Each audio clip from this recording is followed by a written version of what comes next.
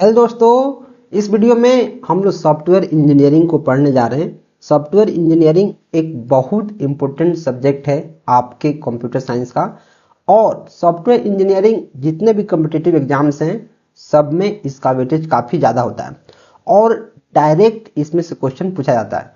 तो जितना मैंने पीपीटी में लिख दिया है, जितना मैं आपको पढ़ा रहा हूँ, बस इतना ही पढ़ना है, मल्टीपल टाइम्स पढ़ना है। फिर आपको यहां से डायरेक्ट क्वेश्चंस उठ के एग्जाम्स में देखने को मिलेंगे। वीडियो को अंत तक देखते जाना है और वीडियो देखने के बाद एज यूजुअल जैसे मैं बोलता हूं कि पीपीटी को 3 से 4 बार पढ़ना है और समझ समझ के पढ़ना है। एक एक चीज जो लिखा गया है उसको बाय हार्ट कर लेना है, समझ लेना है, याद कर लेना है, रट लेना है। जो भी समझो आपको याद रहना चाहिए। तो सबसे पहले हम लोग जानेंगे सॉफ्टवेयर इंजीनियरिंग जो टॉपिक है उसमें सॉफ्टवेयर क्या होता है।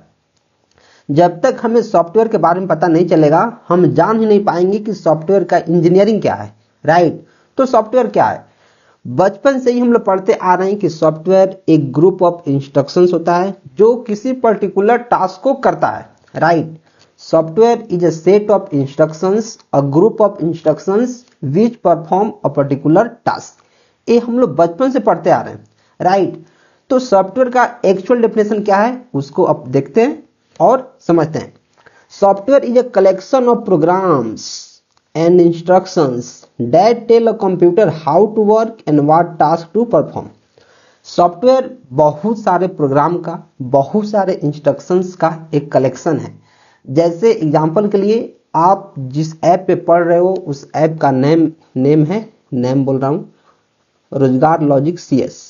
ये हमारे पास क्या है? एक सॉफ्टवेयर है। रोजगार लॉजिक CS एक सॉफ्टवेयर है जिसमें बहुत सारे प्रोग्राम्स को मिला के, बहुत सारे इंस्ट्रक्शंस को मिला के इस सॉफ्टवेयर को बनाया गया है। आप देखते होंगे कि काफी सारा फीचर्स है इसमें है लाइव क्लास का फीचर, रिकॉर्डेड क्लास का feature, paid class, free class, PDF, e books, तमाम तरह के हमारे पास मॉड्यूल्स हैं और सारे मॉड्यूल्स को मिला के एक सॉफ्टवेयर बनता है जो एक्चुअल में किसी टास्क को करता है। जैसे जो रोजगार लॉजिक CS हमारे पास सॉफ्टवेयर है वो क्या करता है? वह एजुकेशनल कंटेंट प्रोवाइड करता है जिसपे आप वीडियो देख सकते हो, आप मॉक टेस्ट दे सकते हो, आप PDF उस पर पढ़ सकते हो, तमाम तरह की चीजें आप कर सकते हो। क्यों? क्योंकि वो है एक सॉफ्टवेयर जो किसी पर्टिकुलर टास्क को कर रहा है, मतलब एजुकेशनल फील्ड में काम कर रहा है। Right, It is a non-physical part of the computer that controls hardware and helps us to do different activity। ये मैंने आपको पहले बता दिया कि ये होता है नॉन फिजिकल पार्ट, मतलब जो एक्चुअल में एग्जिस्ट नहीं करता है, जिसको हम टच नहीं कर सकते हैं। फिजिकल मतलब जिस पार्ट को हम टच कर सकते हैं।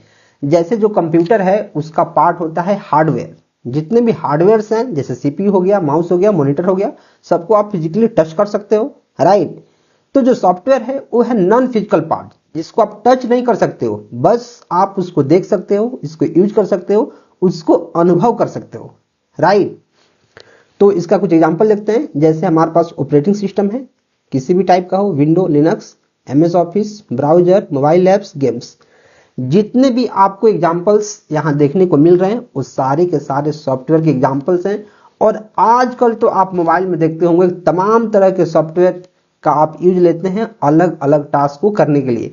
जैसे अगर आपको किसी को पेमेंट करना है तो आप UPI का हेल्प लेते हो। अब UPI में बहुत सारा ऐप है जैसे फोन पे, गूगल पे, फिर मोबिक्विक, फिर हमारा नया आ गया नवी UPI। तो तमाम तरह के ऐप हैं, पेटीएम, जिसके हेल्प से आप अपना ट्रांजेक्शन करते हो। वो सारे के सारे सॉफ्टवेयर के एग्जाम्पल्स हैं। जो सॉफ्टवेयर होता है वो काफी सारा टाइप का होता है, उसके बारे में हम लोग आगे पढ़ेंगे। अभी बस इतना समझना है कि सॉफ्टवेयर कलेक्शन ऑफ प्रोग्राम्स होता है जो किसी पर्टिकुलर टास्क को करता है। जैसे एजुकेशनल सॉफ्टवेयर है तो एजुकेशन के फील्ड में काम करेगा, बैंकिंग सॉफ्टवेयर है तो बैंकिंग के फील्ड में काम करेगा। मतलब जो भी सॉफ्टवेयर है उससे काम होने चाहिए। राइट, ये नहीं कि सॉफ्टवेयर है और उससे कोई काम नहीं हो रहा है तो फिर वो सॉफ्टवेयर नहीं है, वो बग है। राइट, नेक्स्ट की पॉइंट्स को जानते हैं इसके बारे में। Software gives instructions to hardware. जो सॉफ्टवेयर होता है वह हार्डवेयर को इंस्ट्रक्शन देता है। It helps users perform task जैसे टाइपिंग, ब्राउजिंग, कैलकुलेशंस। सॉफ्टवेयर की हेल्प से अपन करते हैं। इसको टच नहीं कर सकते हैं, मैंने आपको बताया था। इट इज इनटेंजिबल, मतलब इसको टच नहीं किया जा सकता है। It is stored in computer memory, यह कंप्यूटर के मेमोरी में स्टोर्ड होता है। इतना आपको समझ में आ गया। सॉफ्टवेयर इंजीनियरिंग क्या है सर? सॉफ्टवेयर के बारे में तो जान गए कि ग्रुप ऑफ इंस्ट्रक्शंस है, ग्रुप ऑफ प्रोग्राम है जो किसी पर्टिकुलर टास्क को करता है। तो सॉफ्टवेयर इंजीनियरिंग क्या है? तो देखो, सॉफ्टवेयर इंजीनियरिंग एक ऐसा प्रोसेस है या फिर एक ऐसा ब्रांच है जिसमें सॉफ्टवेयर को आप इंजीनियरिंग करते हो। मतलब सॉफ्टवेयर को बनाने से लेके सॉफ्टवेयर को मेंटेन करने तक, सॉफ्टवेयर कैसे बनेगा, क्या उसका डिजाइन होगा, कैसे उसको मेंटेनेंस करेंगे, कैसे उसका टेस्टिंग करेंगे, कोई एरर्स तो नहीं है, जितना भी प्रोसेस इन्वॉल्व होता है एक सॉफ्टवेयर को स्क्रैच से बनाने में, और जब तक वो मार्केट में रहता है तब तक उसके मेंटेनेंस में वो सारे के सारे सॉफ्टवेयर इंजीनियरिंग के अंदर आते हैं। जैसे फिर मैं वही एग्जांपल दूंगा, जैसे जो हमारा ऐप है रोजगार लॉजिक CS, जिस कंपनी ने इसको बनाया है उस कंपनी ने इसको बना दिया, और जब तक मैं यूज करना चाहता हूं, जब तक मैं एजुकेशन के सेक्टर में हूं, जब तक मैं उस पर कंटेंट डाल रहा हूं, तब तक उसको मेंटेनेंस की जरूरत पड़ेगी, और तब तक वह जो कंपनी है जिसने ऐप को डेवलप किया है वह सपोर्ट प्रोवाइड करेगा। तो सारा का सारा जो प्रोसेस है इंफॉर्मेशन गेदर से लेके और मेंटेनेंस तक का, इस सारा का सारा सॉफ्टवेयर इंजीनियरिंग के अंदर आता है। तो चलिए इसके बारे में जानते हैं। Software engineering is a systematic and disciplined process of planning, designing, building, testing and maintaining software to ensure it is high quality, reliable and meets user needs. कोई भी हम सॉफ्टवेयर बनाते हैं तो उसका मेन मकसद ये होता है कि जो भी यूजर्स हैं उनकी जरूरतें पूरा हो, यूजर को किसी भी टाइप का दिक्कत नहीं होना चाहिए। मान लो कि मैंने ऐप बना दिया, उस पर लोग कंटेंट पढ़ रहे हैं, उस पर वीडियो देख रहे हैं, मॉक टेस्ट लगा रहे हैं, और उनको काफी दिक्कत का सामना करना पड़ रहा है, इंटरफेस उनको समझ में नहीं आ रहा है, ठीक से यूज नहीं कर पा रहे हैं, तो फिर मेरे ऐप बनाने का, मेरे वेबसाइट बनाने का, मेरे सॉफ्टवेयर बनाने का कोई मतलब नहीं है, राइट। एंड गोल क्या है कि जो यूजर्स हैं उनको अच्छा लगना चाहिए, उनको वैल्यू मिलनी चाहिए, राइट। अगर यूजर्स को वैल्यू नहीं मिल रहा है तो फिर कोई मतलब नहीं है। तो जो सॉफ्टवेयर इंजीनियरिंग है वह planning, designing, building, testing, maintaining software को इन सारे प्रोसेस से गुजरना पड़ता है, जिससे जो सॉफ्टवेयर होता है हाई क्वालिटी का बने, रिलायबल बने, मतलब मार्केट में उसकी रिलायबिलिटी हो, वो मार्केट में टिके, मार्केट में चले, लोग उसको पसंद करें, और जो यूजर्स हैं, जो भी उसको डाउनलोड कर रहे हैं, जो भी उसको यूज कर रहे हैं, उनको काफी ज्यादा फायदा हो और वह दूसरों को भी रिकमेंड करे। अगर उन्हीं को फायदा नहीं होगा, उन्हीं को मजा नहीं आएगा ऐप यूज करके, तुरंत अनइंस्टॉल मारेंगे और रेटिंग भी खराब दे देंगे, राइट। तो मार्केट में टिकना मुश्किल हो जाएगा। तो सॉफ्टवेयर इंजीनियरिंग का मेन मकसद क्या है कि उसको डेवलप करने से लेके मेंटेन करने तक सारा प्रोसेस करना। की पॉइंट्स क्या है? It applies engineering principle to software development, ठीक है। Focuses on quality, cost, time और reliability. Ensure software is built in a structured and organised way, not randomly. जो भी सॉफ्टवेयर बने वो स्ट्रक्चर्ड और ऑर्गेनाइज्ड वे में बने, ऐसे नहीं कि कैसे कोई भी आया और कैसे भी सॉफ्टवेयर बना दिया बिना किसी प्रोसेस के। Covers the entire software development life cycle. एक क्वेश्चन यहां से तुरंत बन गया कि SDLC का फुल फॉर्म क्या है। और जो सॉफ्टवेयर है वह सॉफ्टवेयर डेवलपमेंट लाइफ साइकिल जो है उसके जितने भी फंडामेंटल प्रिंसिपल्स हैं उसको फॉलो करें। हम लोग SDLC के बारे में काफी डिटेल में पढ़ेंगे वीडियो में आगे। अभी आपको बस इतना समझना है कि कोई भी सॉफ्टवेयर है तो SDLC को फॉलो करना चाहिए, तभी वह सॉफ्टवेयर है। सॉफ्टवेयर इंजीनियरिंग की जरूरत क्यों है? क्योंकि यार अगर हमें बहुत बड़े और कॉम्प्लेक्स सॉफ्टवेयर को मैनेज करना है तो इंजीनियरिंग चाहिए। टू अचीव बेटर स्केलेबिलिटी, अगर सॉफ्टवेयर को बहुत बड़ा स्केल करना है, लार्ज स्केल पे करना है, बड़े पैमाने पे ग्रो करना है, तो हमें इंजीनियरिंग चाहिए। अगर नहीं रहेगा इंजीनियरिंग तो फिर हम उसको ज्यादा स्केल नहीं कर पाएंगे, राइट। हमारे लिए चीजें काफी मुश्किल हो जाएंगी अगर हमारे पास प्रॉपर प्लानिंग और प्रॉपर शेड्यूल नहीं हो to improve project planning and scheduling, ठीक है, to ensure proper team coordination and communication, to control and reduce cost, to handle changing and dynamic nature, to ensure high quality and reliability.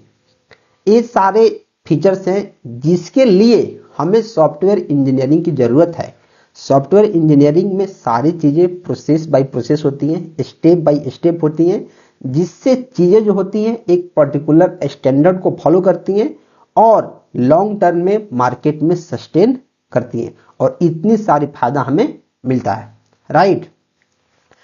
अभी हम लोग software engineering के कुछ विशेषता के बारे में जानते हैं, कुछ कैरेक्टरिस्टिक्स के बारे में। इसमें क्या होता है, सिस्टमैटिक अप्रोच, मतलब जो भी हम स्टेप्स लेते हैं वह एक सिस्टम को फॉलो करता है कि पहले ए स्टेप होगा, फिर ए स्टेप होगा, फिर ए स्टेप होगा, एक सिस्टम्स को फॉलो करता है।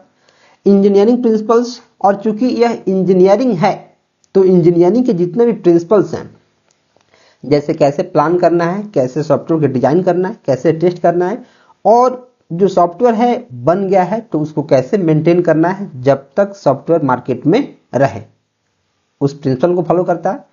मैनेज कॉम्प्लेक्सिटी, अगर बड़े प्रोजेक्ट्स हैं, बड़े पैमाने पे लोगों के पास पहुंचना है तो कैसे पहुंचेंगे, उसको मैनेज करता है। क्वालिटी फोकस्ड, और मोस्ट इंपोर्टेंट है कि क्वालिटी को ज्यादा महत्व दिया जाता है कि अगर क्वालिटी ही नहीं है, अगर सॉफ्टवेयर सिक्योर नहीं है, रिलायबल नहीं है, तो फिर कोई मतलब ही नहीं है। क्या कितना भी अच्छा सॉफ्टवेयर आप देखने में बना लो, अगर उसमें सिक्योरिटी नहीं है, अगर वो अच्छे से काम नहीं कर रहा है, तो फिर एंड ऑफ द डे खत्म हो जा रहा है उसका, राइट, मार्केट में चलने वाला नहीं है। Next, cost and time efficient. ये क्या होता है, जो सॉफ्टवेयर होना चाहिए कॉस्ट और टाइम एफिशिएंट होना चाहिए, मतलब कम से कम पैसा लगना चाहिए और कम से कम टाइम लगना चाहिए काम करने में, ज्यादा टाइम नहीं लगना चाहिए। Reduces development cost and avoids delays, ठीक है। Team oriented, encourages proper team work, communication and role distribution, ठीक है। यूजर सेंटर्ड, मतलब जो सॉफ्टवेयर है वह यूजर सेंटर्ड होना चाहिए, मतलब जो एंड यूजर हैं उनको ध्यान में रख के उनकी जो एक्सपेक्टेशंस हैं उस पे खरी उतरनी चाहिए, राइट। यूजर्स क्या चाहते हैं वैसा सॉफ्टवेयर चाहिए। कंटिन्यूअस इंप्रूवमेंट, सॉफ्टवेयर ऐसा चाहिए कि टाइम के अनुसार वह अपडेट हो सके, उसमें कोई नया फीचर्स ऐड किया जा सके, मेंटेन हो सके।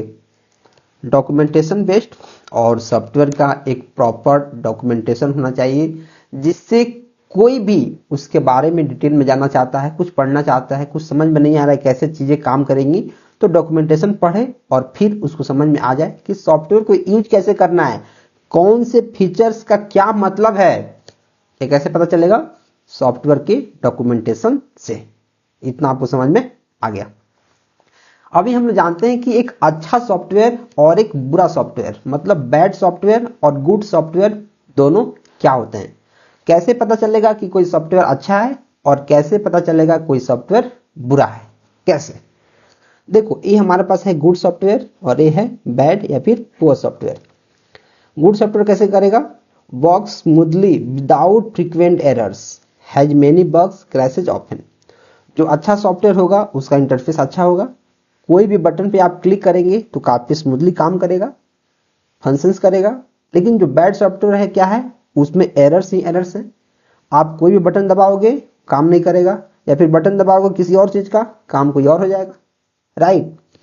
इसको समझना, इसका यूजर इंटरफेस काफी आसान होता है। कोई भी आदमी है, थोड़ा बहुत भी पढ़ा है, तो उसको इंटरफेस देख के जो चीजें लिखी गई हैं उसको देख के चीजें समझ में आ जाएंगी। बैड सॉफ्टवेयर में क्या होगा, ऐसे ऐसे टूल्स और ऐसे ऐसे बटन्स लगा देंगे कि पढ़ा हुआ लोग चक्कर खा जाएगा कि करना क्या है इसमें। इसका परफॉर्मेंस फास्ट होता है, इसका स्लो होता है, ये रिलायबल होता है, ये रिलायबल नहीं होता है, इसको मेंटेन करना आसान है, इसको डिफिकल्ट है, ये सिक्योर है, इसका सिक्योरिटी अच्छा नहीं है, इसका डॉक्यूमेंटेशन अच्छा है, इसमें कोई भी डॉक्यूमेंटेशन नहीं है, ये यूजर के रिक्वायरमेंट को पूरा करता है, इसमें यूजर के नाम का कुछ है ही नहीं।